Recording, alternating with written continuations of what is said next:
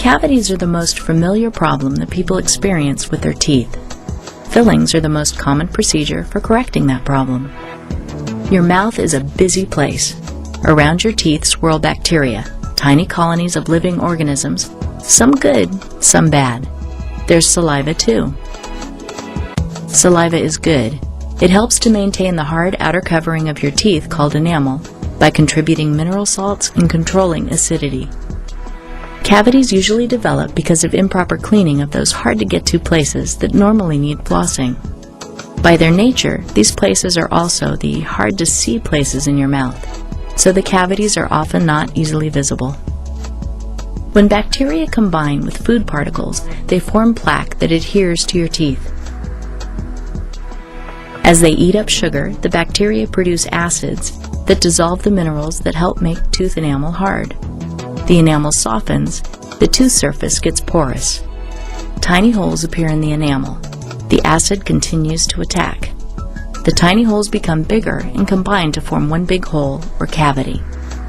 As long as the plaque remains, the acid produced by the bacteria will eat away the tooth structure.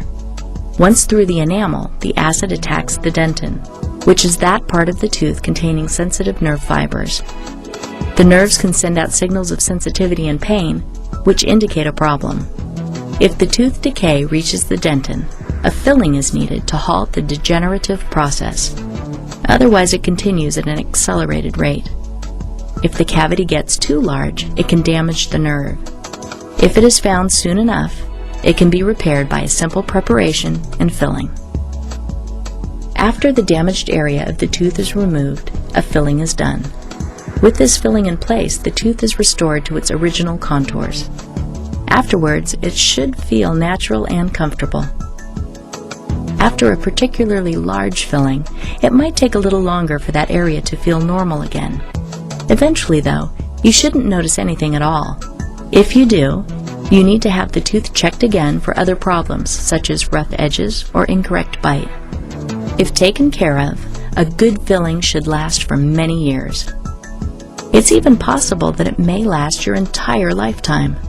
Conservative fillings have the best chance of long-term life, so the sooner the cavity is repaired, the more tooth structure can be saved.